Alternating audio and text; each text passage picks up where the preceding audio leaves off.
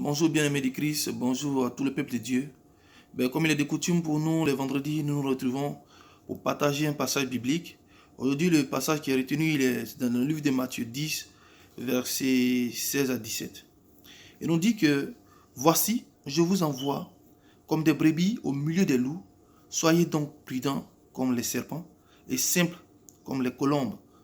Mettez-vous en garde contre les hommes, car ils vous livreront aux tribunaux et vous battront de vierges dans leur synagogue. Fin de citation. Ce passage-là, il est intéressant parce que ce passage-là, c'est le quotidien des hommes. C'est notre quotidien.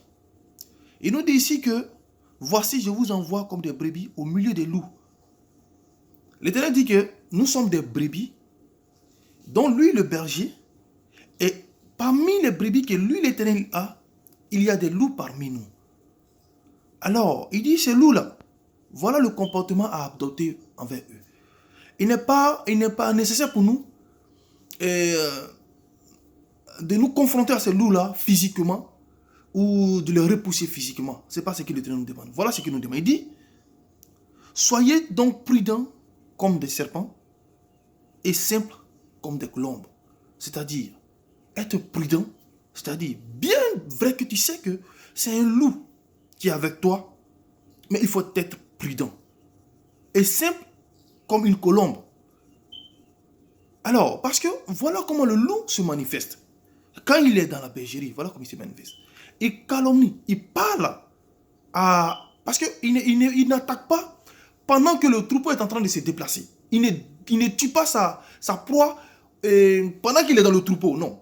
Il fait de sorte qu'il essaie d'égarer la brebis qu'il a ciblée et il essaie de la mettre de côté en lui parlant. Au fur et à mesure qu'il égare la brebis, le troupeau avance avec le berger. Et c'est là qu'il passe à l'acte.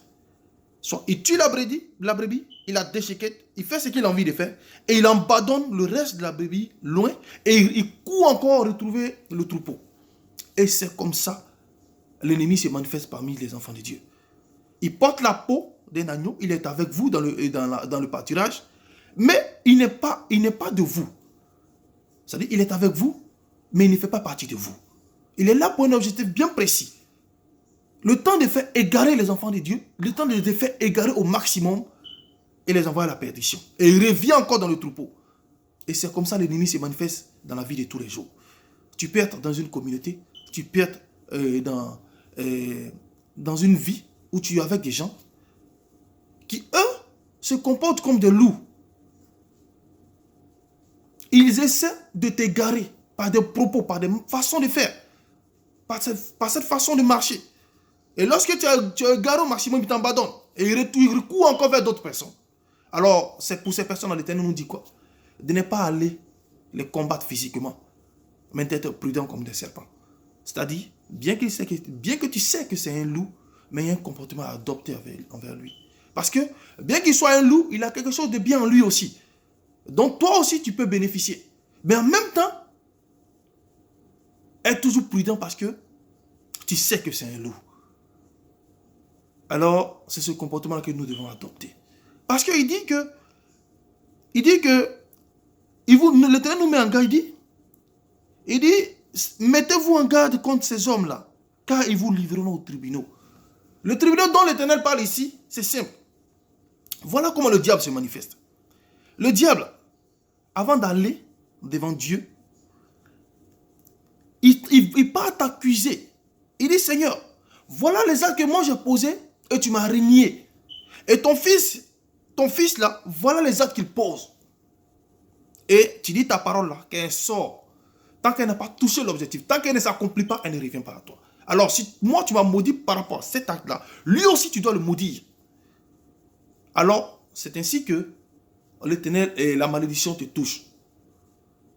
Et lorsque la malédiction te touche, tu es à la merci du diable maintenant. Puisque la lumière qui t'éclairait ne t'éclairera plus parce que tu es dans le péché. Alors tu es à la merci du diable. Et lui maintenant, il fait de toi ce qu'il veut. Alors faisons attention. L'objectif du diable, c'est de pouvoir nous égarer au maximum. Pendant que nous sommes égarés, il nous accuse devant notre Dieu. Et nous sommes dépourvus de toute protection de notre Dieu. Et à partir de là, il fait de nous ce qu'il veut. Alors, bien-aimés, c'était mon message aujourd'hui. Que Dieu vous bénisse chez vous, que Dieu bénisse vos foyers, que Dieu vous bénisse vos maisons. Que tout ce dont vous touchez, toute l'œuvre de vos mains fleurisse. Et que vous conduise vers de verts pâturages. Et que vous conduise aussi vers des eaux paisibles. Afin que vous ayez la paix chez vous. Et que la manne vous tombe du ciel. Et que Dieu vous bénisse en ce vendredi. Amen.